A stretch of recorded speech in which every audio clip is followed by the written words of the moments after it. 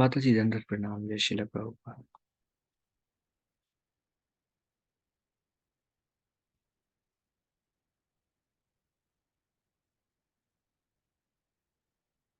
ओ,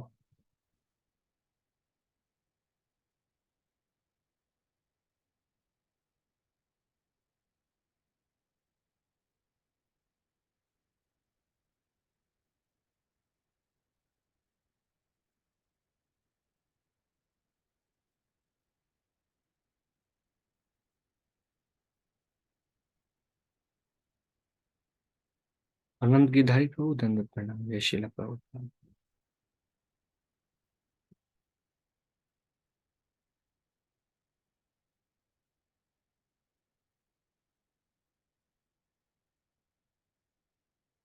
हरे कृष्ण प्रभु जी, दंडवत प्रणाम। दंडवत प्रणाम माता। जय Srila Prabhupada. Have you done NOI course before? No, Prabhu ji, I did not do it. This is your first time hearing NOI? Yes, Prabhu ji. Anand Gidari Prabhu, yourself? हरे कृष्ण प्रभु जी, दंडवत प्रणाम। दंडवत प्रणाम। श्रील प्रभुपाद। जय श्री प्रभुपाद। यस प्रभु जी। Is this your first time NOI or you have heard the sessions before? I think I heard Prabhu ji, maybe not entirely, but I think I heard from Yugal Kishore Prabhu ji. Because I want to make sure that should we do it just a review or should we go in detail?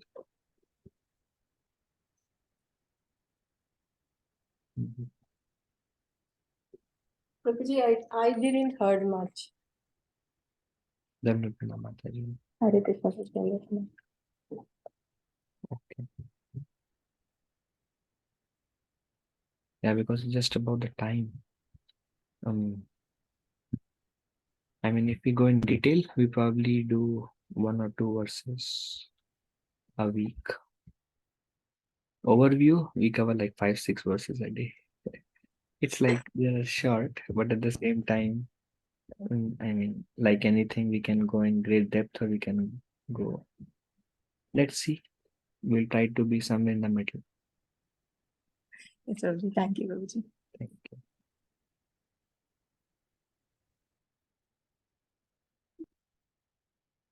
I think we will start. Anyway, sessions are recorded, so devotees may be busy with many services, I think, this week. Om Agyantimirandhasya Dhyananjana Chakshurmilitam Yena Tasmai Shri Guruve Namaha. Shri Chaitanya Manobhishtam Sthapitam Yena Bhutale Soyam Rupa Kadamayam Dadati Swapadantikam Vandeham Shri Guru Shri Yuta Padakamalam Shri Guru Vaishnavamscha Shri Rupam Sagrajata Sahagana Raghunathanvitam Tam Sajivam Sadvaitam Savadhutam Parijana Sahitam Krishna Chaitanya Devam Shri Radha Krishna Pada Sahagana Lalita Shri Vishakha Nuthansha He Krishna Karuna Sindhu Dinabandhu Jagatpate Gopesha Gopika Kanta Radha Kanta Namostute Tapta Kanchana Gaurangi Radhe Vrindavaneshwari Rishabhanu Sute Devi Pranamami Haripriya Vanchakalpatarvascha Pasindhu Evacha Patitanam Pavanebhyo Vaishnavebhyo Namo Namaha. Jai Shri Krishna Chaitanya Prabhu Nityananda Shri Advaita Gadadhar Shri Vasadi Gaur Bhaktivinoda Hare Krishna Krishna Krishna Hare Hare Hare Rama Rama Rama Hare Hare Mukham Karoti Vachalam Pangum Langayate Girim Yat Kripa Tamaham Bande Shri Guru Dinatarinam Paramananda Madhavam Shri Chaitanya Ishwaram Namo Vishnu Padaya Krishna Prishtaya Bhutale Shrimate Bhakti Vedanta Swami Niti Namine Namaste Saraswati Deve Gauravani Pracharine Nirvishesha Shunyavadi Paschatya Deshatarine Panchatattvatmakam Krishnam Bhaktarupa Sarupam Bhaktavataram Bhaktakyam Namami Bhakta Shaktikam.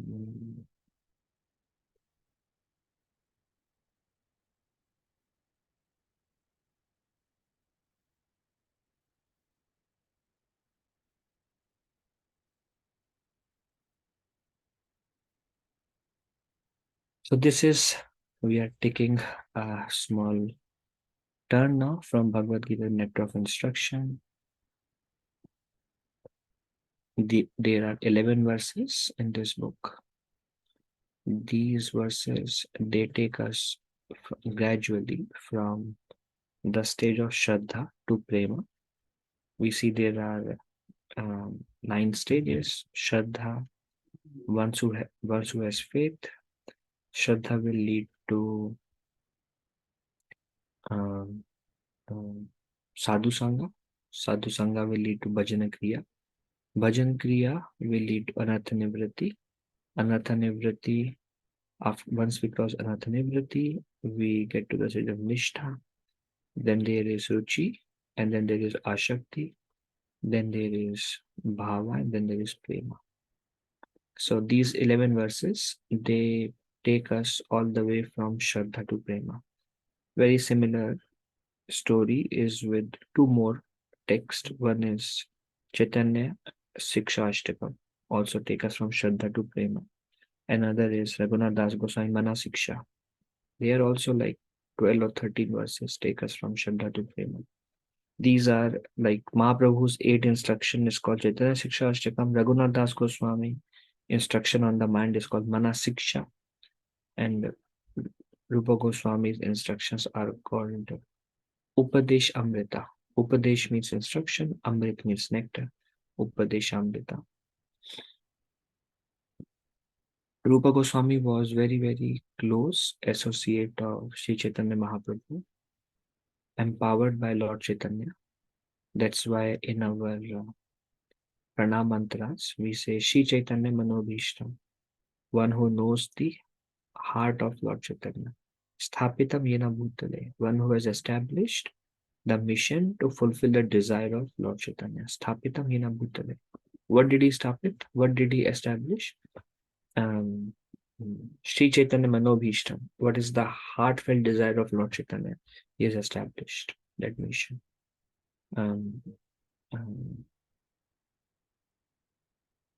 Swayam Rupa Kadamayam. Kada means when. Dadati Swa Padantikam. When will I attain the shelter of his Padantikam, of his lotus feet? When that day will be mine. In the introduction to Upadeshamrita, Srila Prabhupada also mentions this Krishna consciousness movement is guided under the direction of Srila Rupa Goswami. Srila Rupa Goswami his writings were personally authorized by Lord Chaitanya Mahaprabhu. In a particular instance where Chaitanya Mahaprabhu, when he went to Puri after his South Indian tour, Rupa Goswami went there. Rupa Goswami stayed in the cottage of Haridas Thakur under the Siddha Bakula tree. And whatever was in the mind of Lord Chaitanya, this specifically happened after the Rath Yatra, when Mahaprabhu every day would go to Siddha Bakula to meet with Haridas Thakur. And now Haridas and Rupa Goswami, every day Mahaprabhu would go, because Rupa Goswami, although born in a Brahmana family, he also would never enter the temple of Jagannath because he would consider himself as a Malicha, as a lowborn. He would consider himself as unqualified to go inside the temple.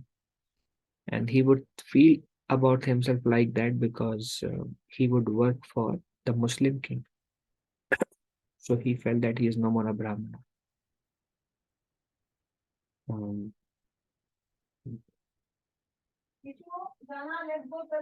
So Rupa Goswami and Haridas Thakur, they would stay together.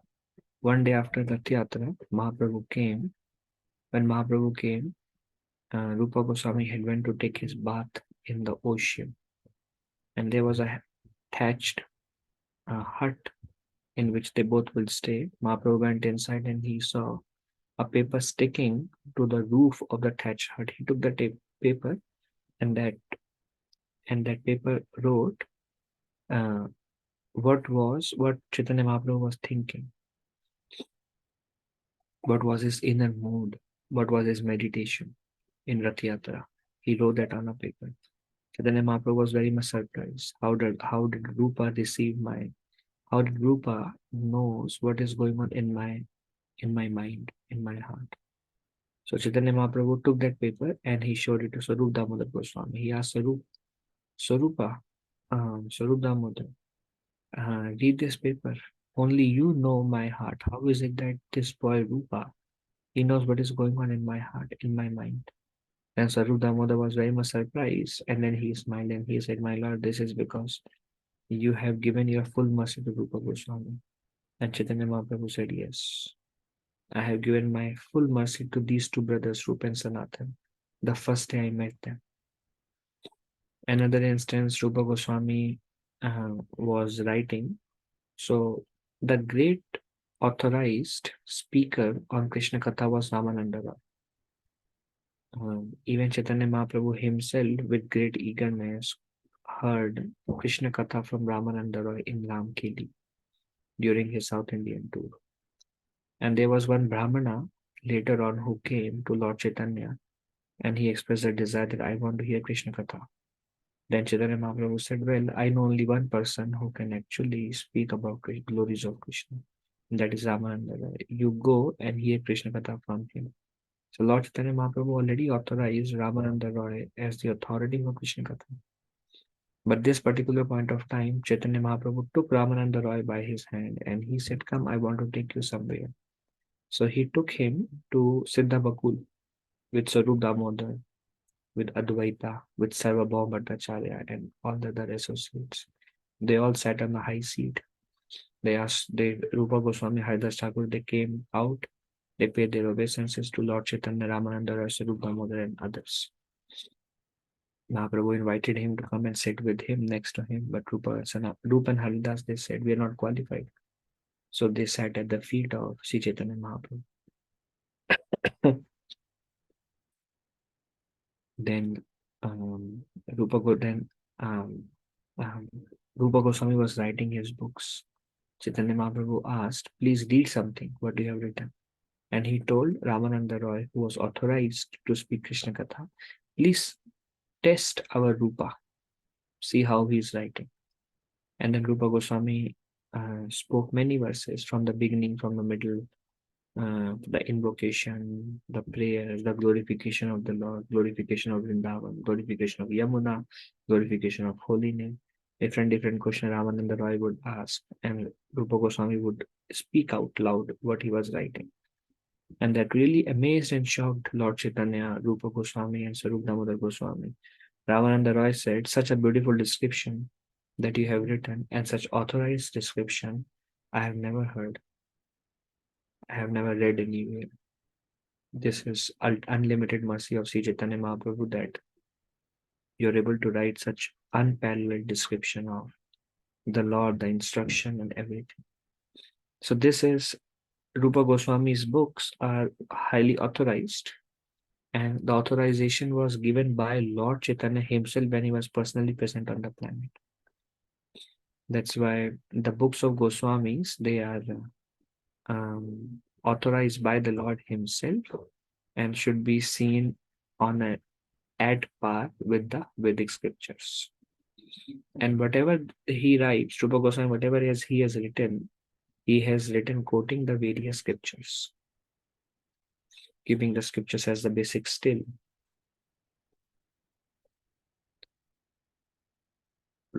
When Chaitanya Mahaprabhu was in his tour to Vrindavan, on the way he gave elaborate instruction to Rupa Goswami for 7 days in Varanasi. There is the Shashvimedha Ghat in Varanasi. No, in Allahabad, in Prayag, in Allahabad. In Varanasi, he gave instructions to Sanatana Goswami. In Allahabad, he gave instructions to Rupa Goswami. For 7 days, Mahaprabhu spoke and explained the what is the process of bhakti,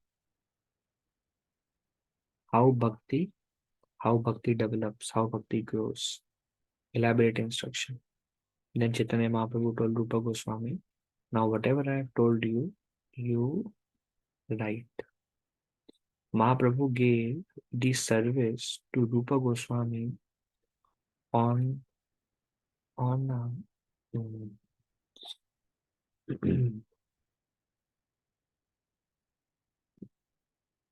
what is the step-by-step process of Bhakti Yoga? How can one finally attain Golok Vrindavan? Like these two books, one is Upadeshamrita, one is Bhakti Rasamrita Sindhu. They are the guiding books for the devotees. If devotees read these two books again and again, they will have complete clarity about complete philosophy of Krishna consciousness. Mahaprabhu did not write anything. Mahaprabhu established Rup and Sanatan to write about the Bhakti Shastras. Ramananda Roy wrote only one book, Sri Jagannatha Nataka Vallabha. That's all. Sarup Damodar Goswami, he wrote about pastimes of Lord Chaitanya. That was later on used by Krishna's Kaviraj Goswami for Chaitanya Charitamrita. So none of the other associates of Chaitanya Mahaprabhu actually wrote. But Chaitanya Mahaprabhu himself, he gave instruction to Rupa and Sanatan that you live in Vrindavan, excavate the lost places, found the lost deities of Vrindavan, and write books on what I have taught you, how to practice Krishna consciousness. Rupa Goswami is the initial authorized personality on Bhakti Shastra. They were later on elaborated by Krishna's Kaviraj Goswami, Vishwanath Chakravarti Thakur, Baladev Vidyabhushan. But the original writing, the original treasure is first coming out from the pen of Srila Rupa Goswami. Krishna's Kaviraj Goswami has written a commentary on these two books, Bhakti Rasamrita Sindhu, Upadeshamrita. Vishwanath Chakravarti Thakur wrote a commentary on these two books. Baldev Vidyabhushan wrote a commentary on these two books. Bhakti Vinod Thakur wrote a commentary on these two books. And Prabhupada's commentary on these two books is called Nectar of Devotion, Nectar of Instruction. Prabhupada called it summary study of Bhakti Rasamrita Sindhu as Nectar of Devotion. He has summarized, because Nectar of Devotion is all in verses, one by one, various verses. But Prabhupada has written in form of chapters and paragraphs. So Prabhupada calls it summary study of Bhakti Rasamrita Sindhu. Practically every of our disciplic succession were followers of Rupa Goswami. We are called Rupanugas. Why we are called Rupanugas? Because the understanding of progressive development in the path of bhakti, that understanding comes from Srila Rupa Goswami. Is the most authorized books. That's why these two books are compulsory for one to become a preacher, for one to understand the philosophy of Krishna consciousness. What is in these two books are not even there in detail in Bhagavad Gita and Bhagavatam. They are there. Everything is taken from those books, but only a self-realized soul can bring those points out. But they are not explicitly there. And that is the contribution of Lord Chaitanya to bring the explicit bhakti out from the Vedic literature and then establish the core principles how to attain Krishna in Vrindavan.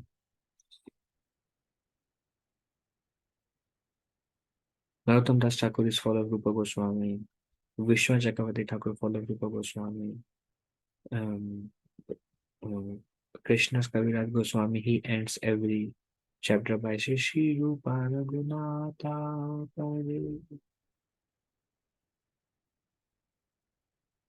Rahu Mora asked Chaitanya Charitamrita Kohe Krishna Das. Aspiring the lotus feet of Rupa Raghunath, Krishna's Kaviraj Goswami is writing Chaitanya Charitamrita. So they are the authorized by Lord himself to establish Bhakti Shastras. So this is a quick, short review about Rupa Goswami book. There are 11 verses. The first verse speaks about, and they go gradually. The first verse speaks about 6 urges to be controlled.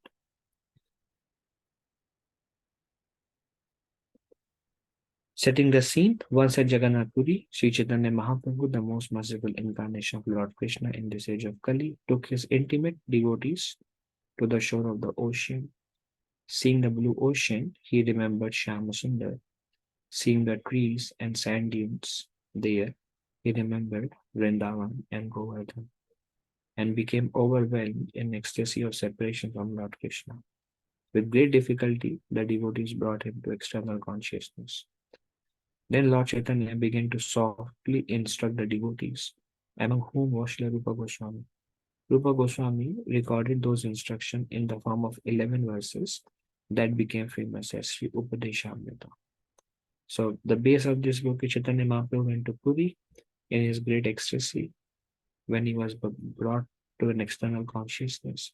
He spoke about the path of bhakti, and the lecture Mahaprabhu gave on the path of bhakti is elaborated by Rupa Goswami in these 11 verses. 6 urges to be controlled. A sober person regulates the 6 overwhelming urges unfavorable for the advancement in bhakti. Vacho Vegam, Manasa Krodha Vegam, Jiva Vegam, Udara Upastha Vegam, Etan Vegan Yo Vishaheta Dhira, Sarvam Apimam Prithvim Sashishya. So this verse describes who is qualified to make disciples all over the world. Who, or in other words,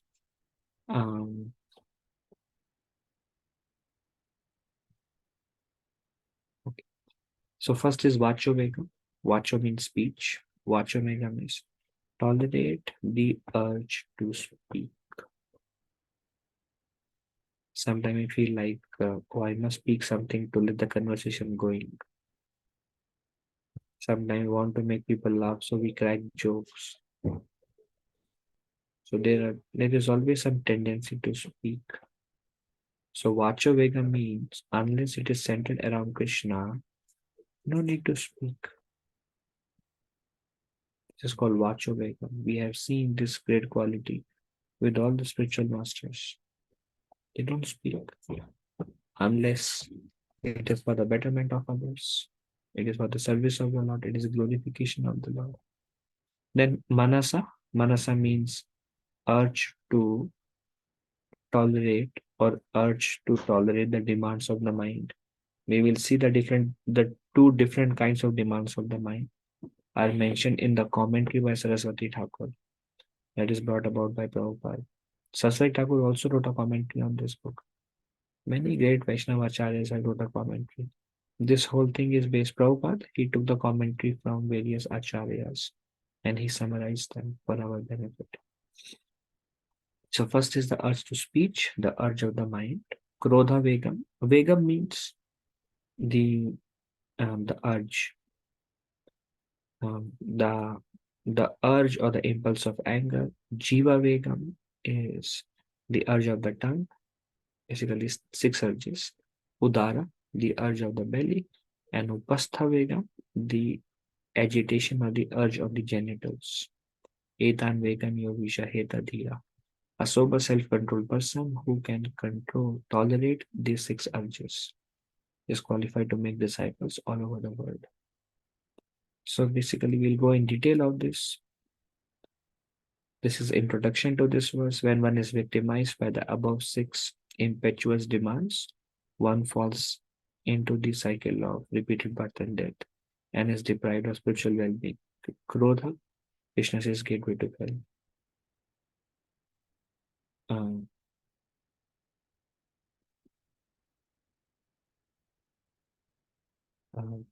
Jiva, if we eat uncontrollably, in other words, then the consciousness, which is not good consciousness, will enter into us through the food, and then our activities and our remembrance of Krishna will be compromised.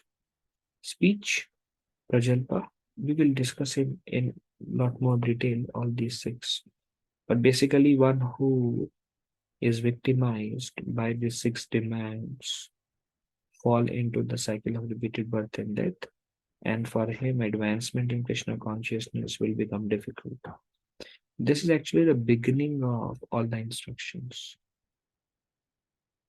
It is not bhakti to tolerate them. If somebody has good tolerance over anger, he is not a devotee necessarily. Or somebody has good tolerance on his speech, he is not a devotee.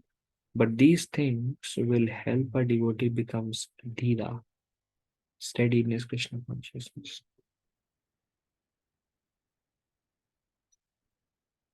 Practicing to resist these demands is called tapasya, and one who does so is called a tapasvi. Practicing these is a tapasya. It's an austerity. It's not bhakti. It is favorable to bhakti.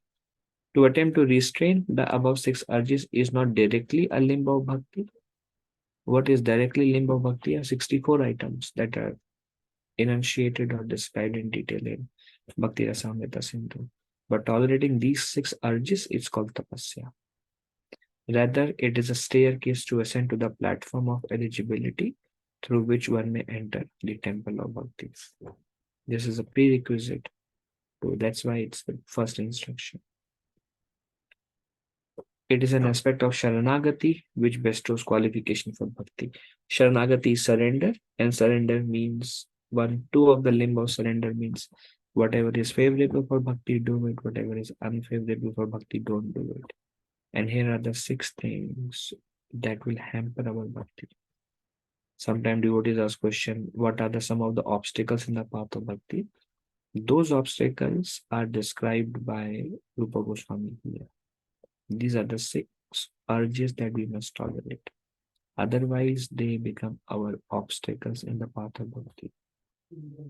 They take away the mercy. We become angry, we lose the mercy. We eat unwanted food stuff. We are incriminated material existence. We speak unwanted words, prajalpa. We are incriminated. It's called spiritual death. Unwanted and others also. Mind, we give in to the demands of the mind, we are again incriminated. So these are the impediments in the path of bhakti. Now then, Prabhupada speaks about atonement, the example of elephant bathing. Elephant goes into the river, he takes his bath, he comes back, take the mud from the shore, and he feels wet. He wants to dry himself, so he takes the mud and he threw the mud all over his body. That gives him a feeling of now I'm dried. But the thing is, now his body is full of kichad, mixture of already wet because of the river bath and now mud. He looks nasty actually. So atonement is compared to elephant bathing. Atonement means I did something wrong. I engage in activity that was not conducive for Krishna consciousness. Now I want to atone. And atonement is compared to elephant bathing. Even if we atone, because the desire to sin or desire to do those activities are again there, if we don't tolerate the urge of them, rather if we don't tolerate the urge of these six senses, rather we engage in sinful activities, then atonement is useless. We keep engaging sinful activity and we keep atoning. We never get anywhere. So Rupa Goswami says one must tolerate the urges. And also he says the path of bhakti will gradually remove those desires. Another example is Krishna's confession. The Christians, they go to the church, they confess, they confess what wrong they have done, and the priest or the pope, he says you are forgiven. It's like confession is like an atonement, but then they go back, and whenever there is an opportunity, because of uncontrolled, unable to control the urges, they engage in sinful activity again become incriminated. So one never comes out of it. So Rupa Goswami is not recommending atone for what wrong you have done. He says you have to learn to tolerate. One of the aspects of Taro Riva Sahishnuna, becoming more tolerant and free, is to tolerate these 6 urges. When they come, tolerable, not easy. Atonement that doesn't stop sin, Prabhupada says, is useless. I mean, the desire to sin. We atoned, but then we want to perform the same sinful activity again. Then we atone, we want to do it again. We atone, we want to do it again. So this cycle never ends. Then Prabhupada explains 4 levels of intelligence. Some learn by hearing from scripture. Stealing is bad, they stop stealing. Some learns by seeing, oh, this person stole and he was arrested. So they feel like, oh, I should not steal. And those who are second-class intelligence, they don't steal because they can see, if I steal, this is going to happen to me. But some don't learn by seeing the consequences. Then the third-class people, third-class intelligent people, they know, they heard, they have seen the consequences. They steal, they are caught. They are caught.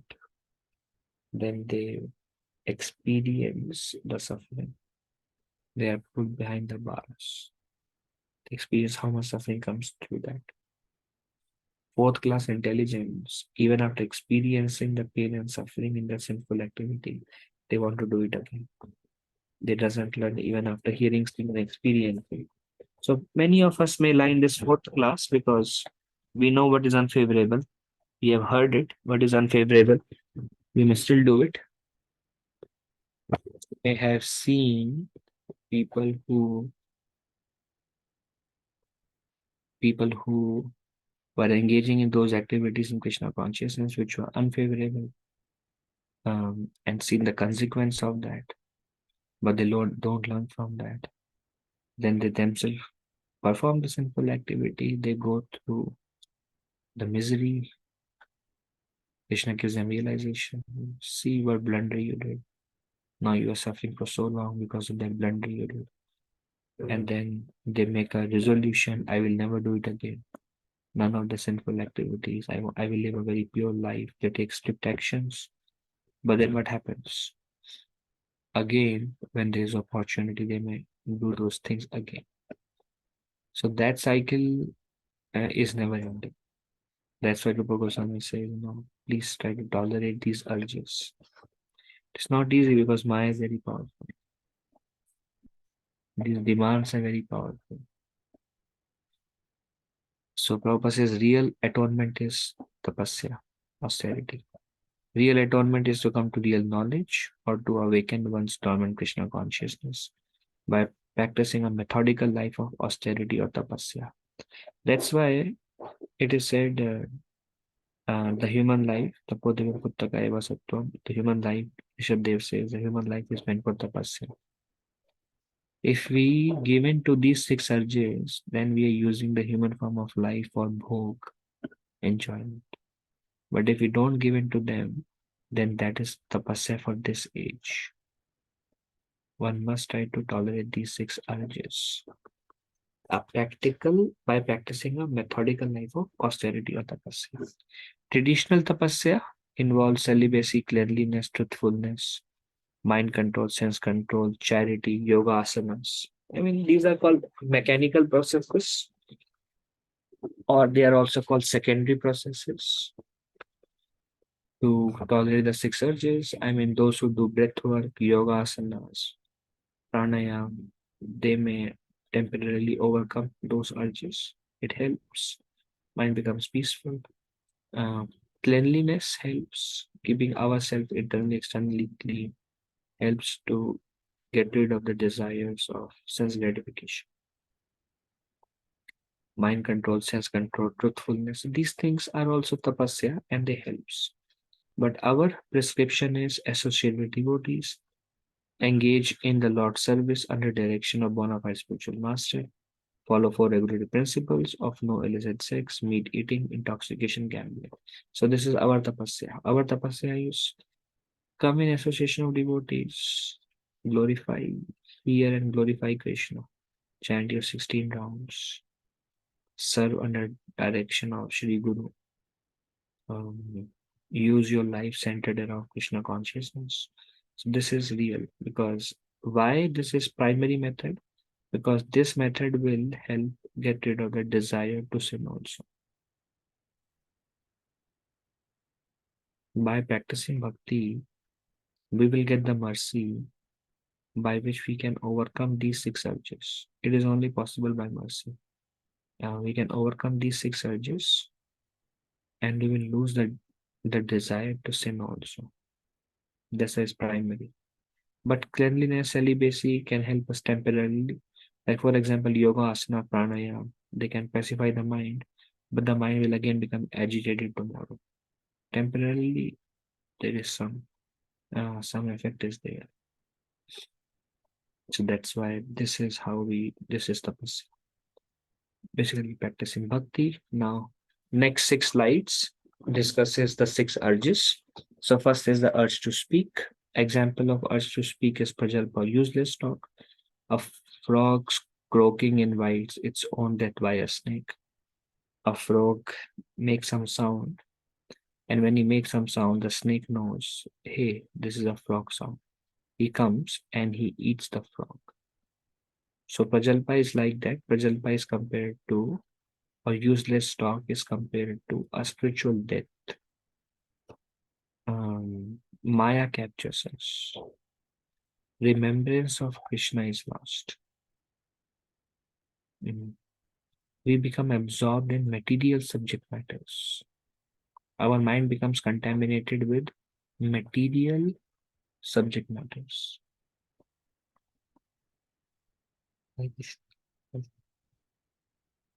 Our mind becomes absorbed in material subject matters. And then when we chant, those material subject matter will come. That's how useless talk of prajalpa absorbs us. Then second is mundane books that do not describe Lord Krishna's glories. In Srimad Bhagavatam, they are compared to pilgrimage places for crows. The crows are very much interested in garbage. Where there's garbage, they all gather together. Likewise, people who are not interested in hearing the subject matter or transcendental nature of Krishna, they are very much attracted to hearing these magazines and newspapers and novels.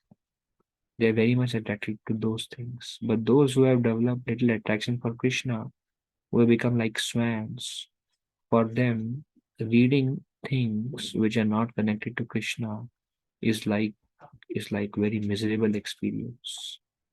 Novels, stories, fiction, for a devotee are completely useless. A devotee won't even spit on those books.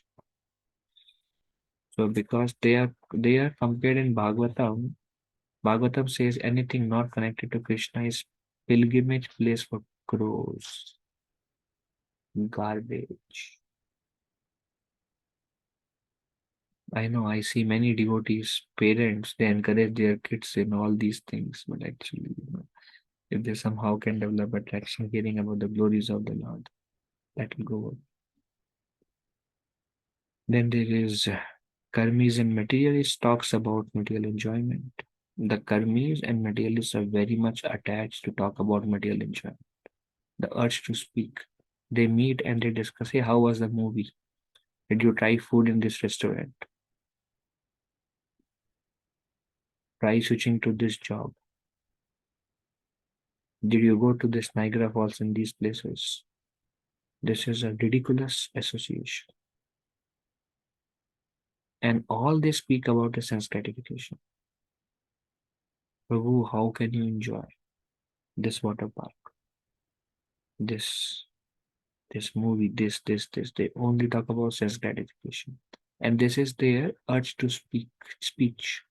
When they come, that's all they speak.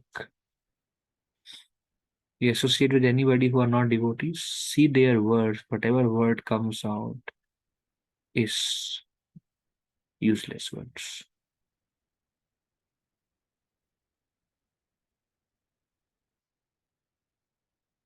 And this, when we come to Krishna consciousness also, like devotees, now from all these things, they take a mauna. One of the quality of devotee is mauna. Mauna means he's silent in all these discussions. Then Gyani speaks on mundane speculation. Their conclusion oppose the principles of Bhakti. Those who are Gyanis, they come and they like to speculate on spiritual subject matters. They have this urge. They just like to speak about, hey, this is what it says, this is what it says.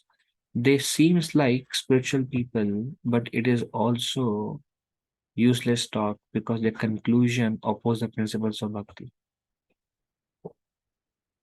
Hey, about Brahman, hey, this Veda says this thing, this.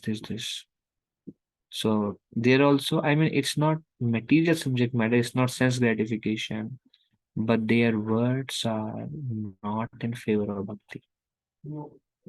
So this also comes into the urge to speech. And also they have this tendency to show off their knowledge or to discuss and enter into a debate and argument about what this means and what that means. This all comes under the urge to speech.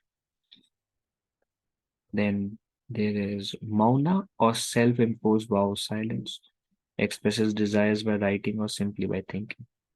So these people, they stay quiet, they take a vow, but then they write what they want. And when you see what they have written, that is also based on sense gratification. Or their mind is absorbed in sense gratification, but they have taken the vow of mauna. So that won't help. There are many people, if they do something wrong, then they take a vow that I will not speak for a day. I will try to practice some austerity. It's all completely useless because the thing is, it has to be engaged in Krishna's service. A materialist, sometimes he takes there are these yoga retreats. 7 days you don't have to speak. But then they are thinking about what is in the food, what kind of people I want to associate with. Or what is whatever they are thinking or they are writing, everything is prajalpa. So that is also the urge of speech is coming out in the form of mauna, but it is coming out in the form of writing them. So these are all different urges to speech. Words that create distress for others. Sometimes we have a tendency that we speak to teach somebody a lesson. We speak to give somebody distress, especially when we are not in good mood and when we know what hurts the other person. We want to speak only those things that is going to hurt him or her. We want to speak those things that he or she doesn't want to hear. So we want to use the words that create distress for others. Krishna says austerity of speech is the word should be pleasing, beneficial. But if in the attacking mode, then we're trying to attack through our words, then that also will take away our bhakti. Very difficult. One should try to understand, one should try to analyze. And one will realize this urge of speech is um, very strong urge. Very difficult to control. In the name of devotee association also, we will vent out our urge to speech. We may not speak about like news and other things, but we may speak about argumentation on certain topic, urge to speak only. Winning a verbal fight, urge to speak. Or sense gratification, Krishna conscious. In devotee association, some sense gratification together, urge to speak. Or giving distress to somebody else. Speaking about fault of somebody, urge to speak. Yes, these urges one has to be careful within Krishna consciousness, where my urge to speech is harmful to me, where I should speak, where I should not speak, and should try to tolerate. Urge means you want to say, but then this verse says, stay quiet, or stay, which is directly in glorification of the Lord. When controlling speech, Krishna Katha, Nam Rup Guna Leela, and thus going beyond the clutches of death. Speak about the glories of the holy name, the glories, the beautiful form of the Lord, the beautiful qualities when Krishna plays the flute, the beautiful pastimes of the Lord, includes Lord's devotees, anything Bhagavad Gita, anything connected to spiritual subject matter. That's the way we control. Basically, the urge to speech is there. Direct it to Krishna. Then the spiritual books or words that describe Krishna's name, fame, forms, pastimes, etc., bring about a revolution in the misdirected civilization, even if they are imperfectly composed. Sri Bhagavatam says, even if you're not qualified to glorify the Lord or glorify the devotees, glorify, even if they're composed imperfectly, even if the glorification you speak, actually, we are not qualified to glorify the Lord. Because our realization of the Lord is hardly any. What is happening in Goloka? How can we glorify Krishna when our experience of Krishna is very, very minimalistic? We have never been there. We have not realized in our meditation. We have heard it, but then something we remember, something we don't remember. So what is our qualification to glorify the Lord? But it is said, if the subject matter is Krishna, even if your composition is faulty, imperfect, very bare minimum or basic, still because the subject matter is Krishna, those words itself can bring a revolution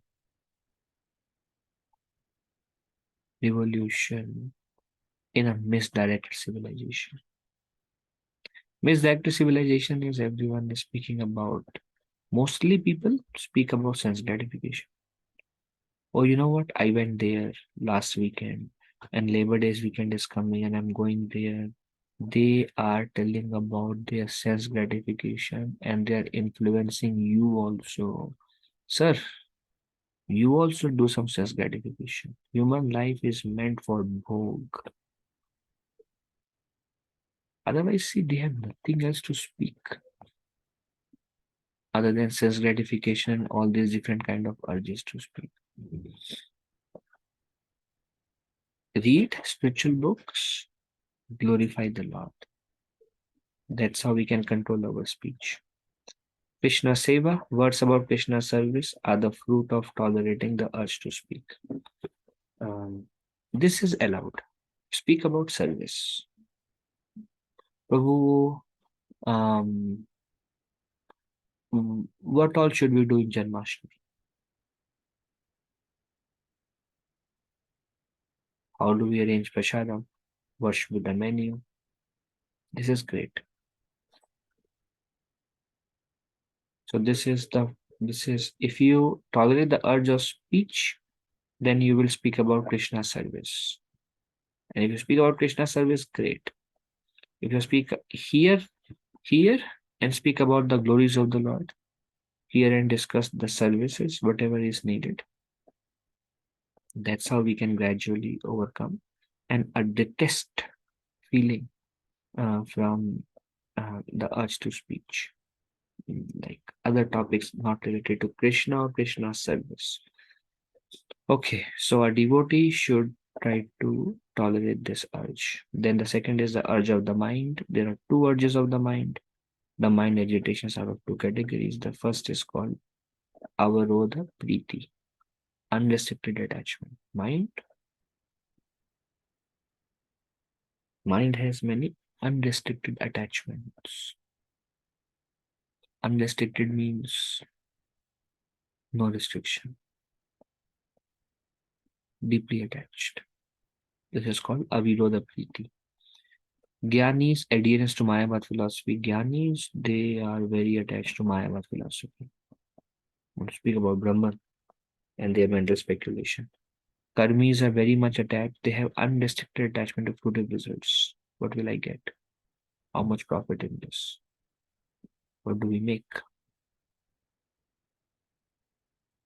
What is that return? This is the attachment. Materialist believe in plans based on material desires. Their attachment is how do we enjoy? So we'll go to mall. In mall, we'll do some shopping. Then we'll see a movie. Then we'll go to restaurant, and that's a successful evening. If you have a movie and a restaurant and some shopping, great day. They believe in unrestricted attachment. These are mind's demands. The Gyanis have their own demands. Karmis have their own demands. Karmis, how can I increase my business? Sense enjoyers, how do I enjoy? Karmis, this, then this. Like we were discussing about this Ford Motor Company, always thinking about how to expand the Ford business. Practically all the businesses are like that. How to get more and more. Devotees also are interested in how to get more and more and more in every respect. But then they don't center it around themselves, they centered around Krishna's service. Prabhupada would take care of everything. How many books went, how much prasadam, how much money came, how many temples. Everything Prabhupada would keep a note. But everything is for service of Krishna.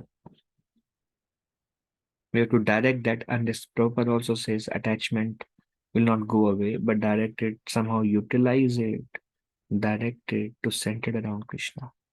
Take it away from sense gratification and direct it in Krishna consciousness. That's how the mind can be controlled. Then neglecting all material thoughts and creating a vacuum in the mind is artificial. Prabhupada says, yeah, I will not think about anything material, or I will not think about anything. I just want, like in a Buddhist, empty the mind, freeing the mind. It's impractical. Mind control is possible only by thinking of Krishna and his service. Krishna Surya Sama Maya hai andhakar, jahan Krishna tahan Maya adhikar. If you are centered on Krishna and Krishna's service, then Maya will not be there. But if you are thinking or remembering or meditating or making plans to serve Maya, serve the three modes, Krishna will not be there. Meditating on Krishna's pastimes is not a form of mental agitation, rather, it is the means by which all mental agitation becomes pacified. Sometimes I feel like if we meditate on Krishna's pastime, that is also mental agitation. No. It is the means by which mental agitation becomes pacified. Srimad Bhagavatam says, hearing about Krishna's pastimes will remove lust from our heart. So it's not a mental agitation. It's the means by which all the mental agitation becomes pacified. It's everything connected to Krishna is purifying. You think of Krishna out of envy, like Shishupal, you become purified. Out of fear, like Kamsa, you become purified. Out of a relationship, like Pandavas, you become purified. Out of lust, like Gopis, you become purified. Friendship, like Subal, Radhumangal, you become purified. Whether envy, fear, whatever emotions you have, Krishna is all pure. Anything connected to Krishna will purify us. But we have to approach Krishna very carefully. It should be favorable bhakti. And also, if we bring Krishna on a material platform, if we analyze Krishna from a material perspective, then it will have some side effects also. Result: when the mind is controlled, when one is devoid of thirst for material enjoyment, the urges of the eyes, ears, and other senses becomes pacified. Or basically, when initially one is very much thirsty to enjoy, when that thirst for material enjoyment is transformed to thirst for seva. Either we are trying to enjoy Maya, or either we are trying to serve Maya, or we are trying to serve Krishna. Serving Maya means material enjoyment. We have to serve somebody. Either we are under the control of the three modes, or we are focused on serving Krishna. If we are not focused on serving Krishna, 100% we are focused on serving Maya. What's in it for me? What's comfortable for me? What's beneficial for me? Even in service of Krishna, we'll only think about ourselves, our comfort.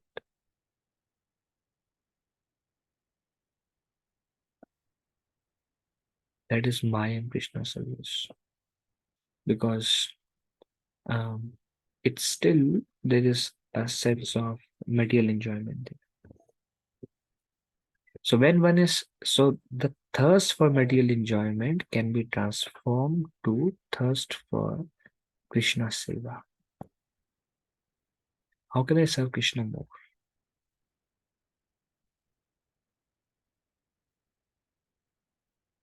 How can I spread the mission?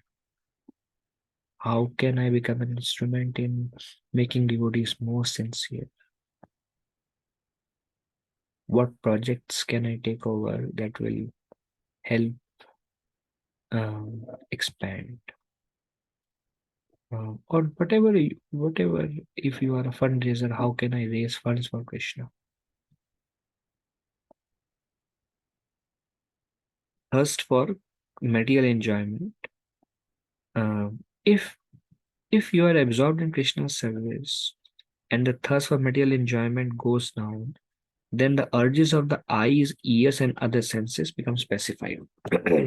He does not say, Rupa Goswami does not say the urge of the eyes, the urge of the ears, and the other senses, the urges of the nose. He does not say these urges.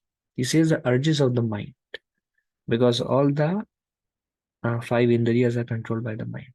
But tongue, he specifically says, speech, belly, genitals. These are the urges he speaks. Anger. Eyes, ears, and others are automatically you will have no desire to see, no desire to hear. From the perspective of sense gratification, if our heart becomes devoid of the thirst for material enjoyment, this will happen when the mind is controlled, peaceful. Sattva prasidhati. You will be established in mode of goodness. Then those demands won't be there. And again, the solution is fear about Krishna. Meditate about Krishna. Then this is called avirodha priti, unrestricted attachment. Then there is virodha yukta krodha, which is anger and frustration. When the mind's desires or demands are unsatisfied, then comes anger, frustration. Controlling anger cannot be stopped, but it can be used in Krishna's service. Many examples of Hanuman and Prabhupada use anger in Krishna's service. Hanuman. Tolerance: one should tolerate all personal insults, but when Krishna or his devotees are blasphemed, one can become angry. Personal insult, one should not be tolerant. This is about the mind, then about the tongue, belly, and genitals. Bodily urges are three: the demand of the tongue, belly, and genitals. They are physically situated in one line. Tongue, belly, genitals, same line. It is said that when the tongue is controlled, belly and genitals are controlled. If we eat rich food and in an enormous amount, then the belly will be agitated and genitals, then the sex desire will increase. Rich food, enormous amount, will agitate the belly and genitals. But if the tongue is controlled, then the other three. This is so Saraswati Thakur divides these 6 urges into 3 categories: urge of body, urge of mind, and urge of speech. Urge of speech is clear. Urge of mind is mind and anger. They both are under the urge of mind. And then, so 3 in body, 2 in mind, and 1 in speech. Speech, anger and mind, tongue, belly, and genitals. These are the 6 urges. Lord Chaitanya cautioned, one who runs here and there to gratify one's tongue, belly, and genitals cannot attain Krishna. Jivera lalasa udiyudidoy means Jivera lalase idiyudi bhag rahe hain. Oh, let me go there to eat that. Today I feel like eating some pizza. So let me go there. Today I feel like idli sambar. Let me go there. Today I feel like gulab jamuns and golgappas and papri chaat. Go there. Today I feel like some tacos and nachos and salsa. Let me go there. So one who keeps running here and there, one who runs here and there to gratify one's tongue, belly and genitals, naturally everything else will be agitated, cannot attain Krishna. If the tongue can be restrained by eating only prasad, the urges of the belly and the genitals can automatically be controlled.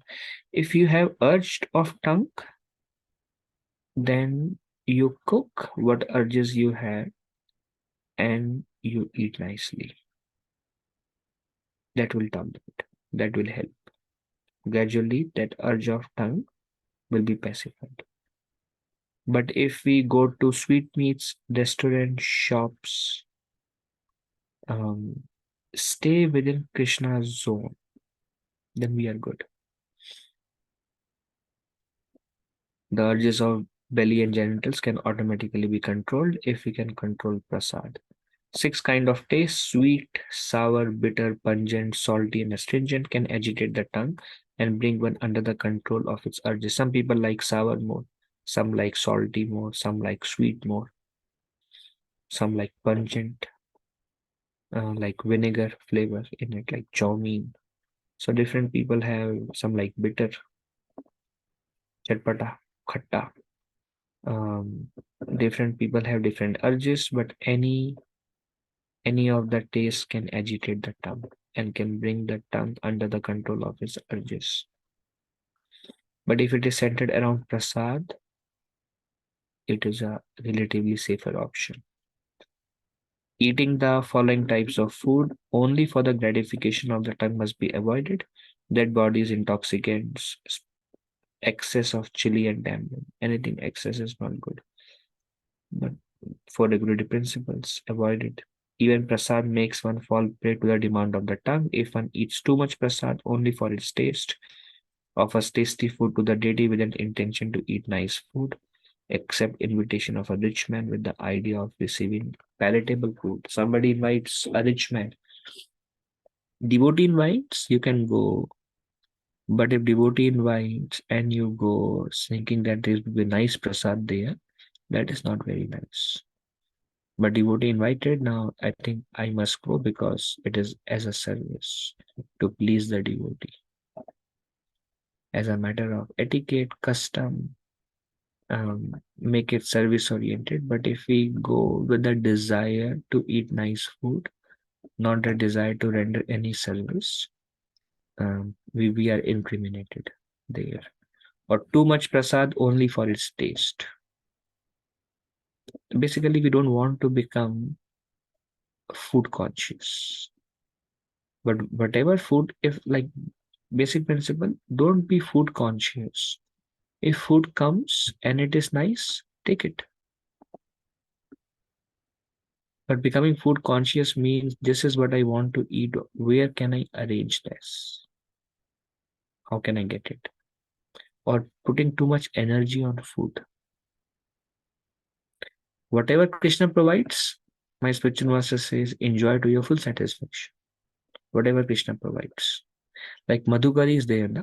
Even for renounced order in holy places. So they go and they beg. Whatever they get, they eat. But if they go to places which serves gulab jamuns and madhukari, then there is a problem. One disciple in Vrindavan, live in Barsana, go all the way to Vrindavan, madhukari, because there is a langar there where they serve lot of sweets and other things. So the Guru told the disciple that, and then he would eat a lot, then he would walk. His whole day would go in walking to Vrindavan, which will take hours, and eating nice prasad. Then on the way, he would feel very tired, take some rest. Finally, he would come home. So Guru said, why did you come to Vrindavan? Did you come to Vrindavan to do the same thing that you were doing at home? So too much energy should not go in this direction. Then offer tasty foods to the deity with an intention to eat nice food. I think many of us do it, I guess. But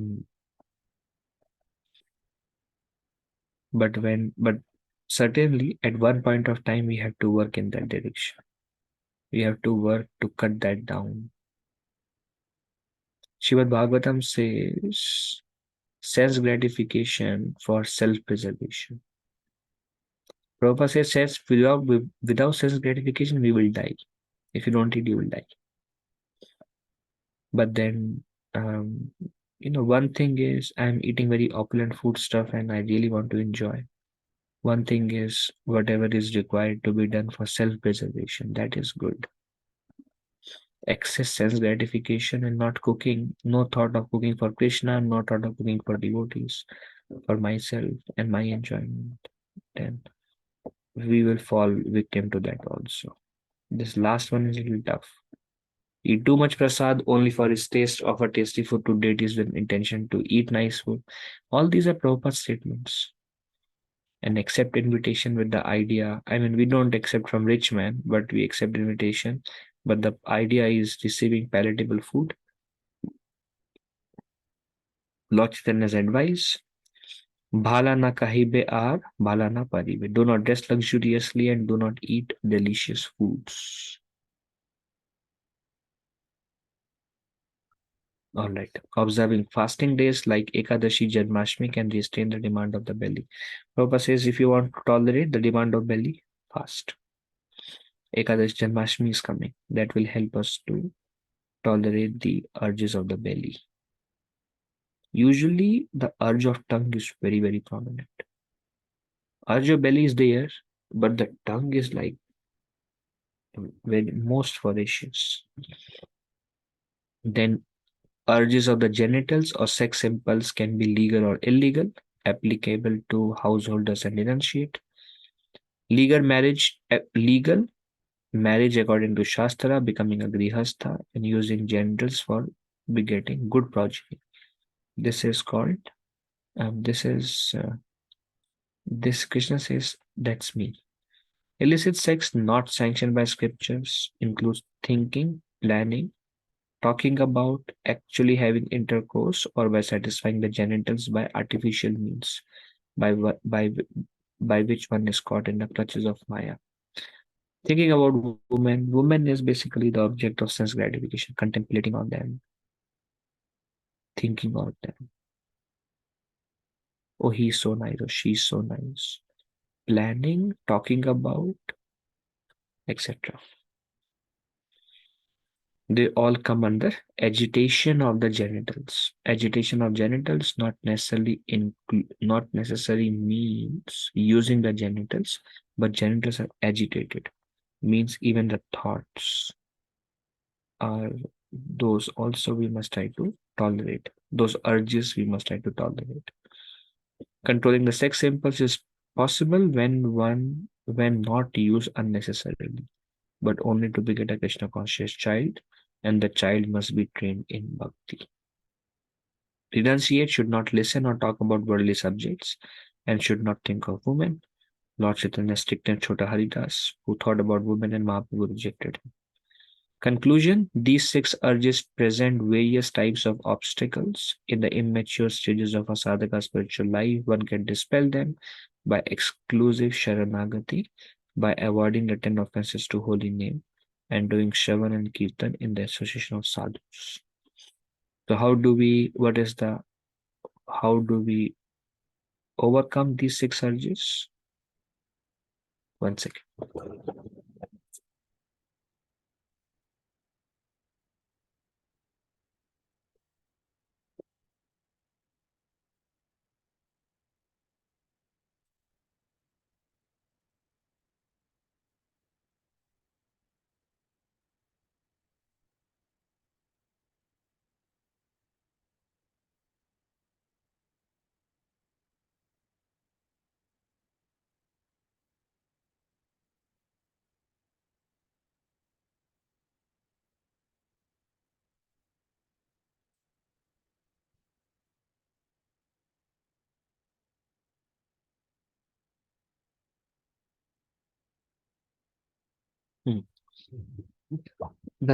These six urges present various types of obstacle in the immature stages of a sadhaka's spiritual life. One can dispel them by exclusive sharanagati. Exclusive sharanagati means the demand is there, my Lord, please help me tolerate. Anger is coming, Krishna, please help me, so I don't show up. Urge to speech is coming, Krishna, please help me. Genitals, Krishna, please help me. Tongue is very difficult actually.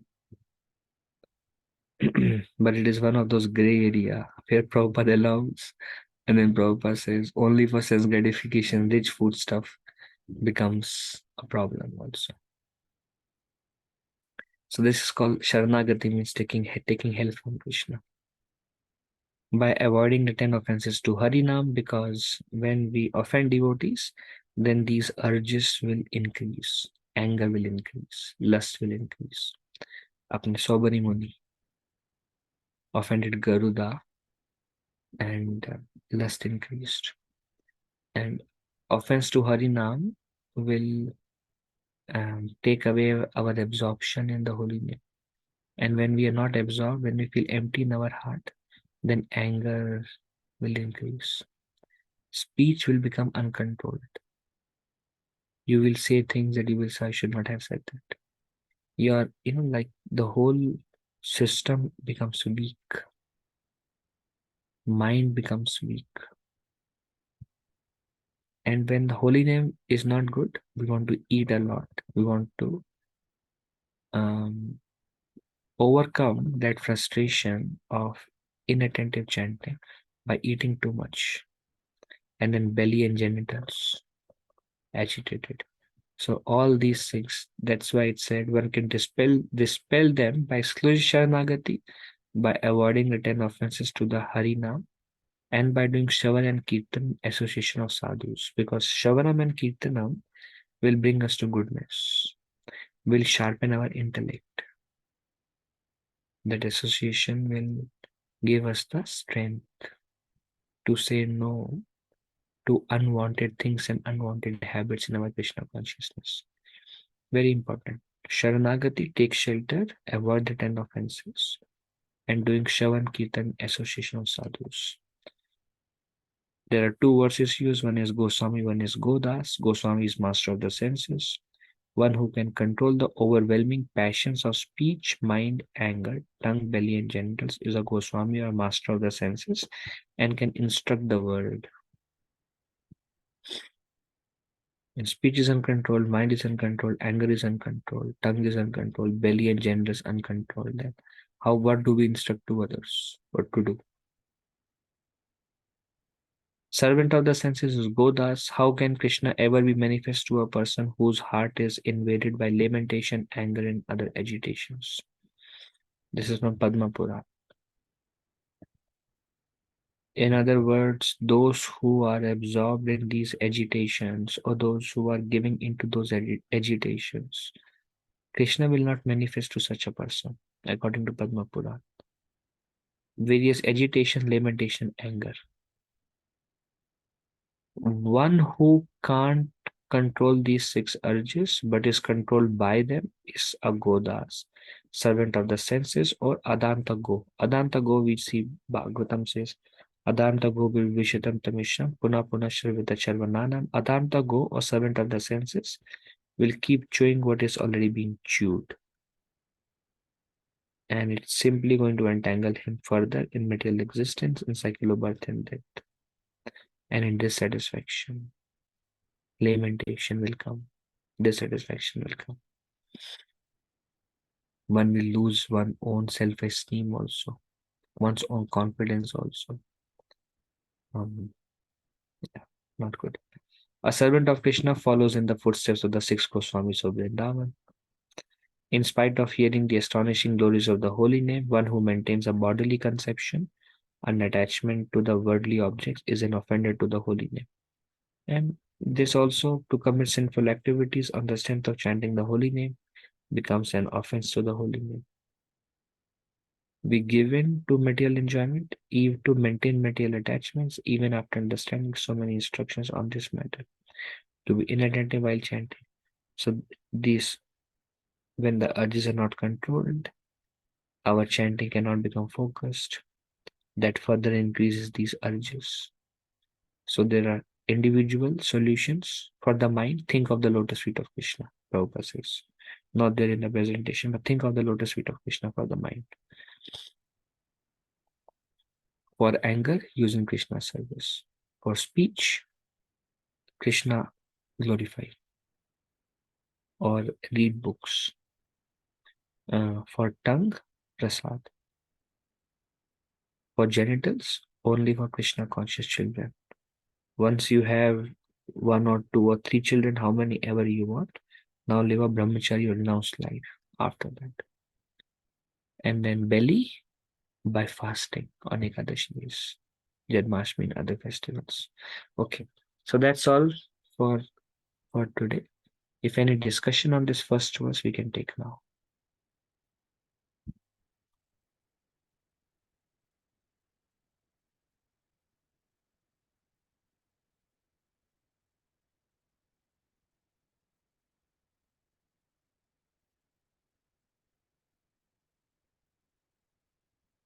Okay, so I guess if we are okay, then we can end here. Thank you all for joining. Vanchakalpatarubhesha kripasindhubhe evacha patitanam pavanebhyo Vaishnavibhyo namo namaha. Anantakoti Vaishnavimbo ki jai. Dandar pranam, Hare Krishna. Hare Krishna, Prabhuji, Dandat Pranam. Hare Thank you, Prabhuji. Hare Krishna. Thank you very much. Dandar pranam, Hare Krishna. Thank you, Prabhuji. Hare Krishna. Thank you, Mata. Hare Krishna.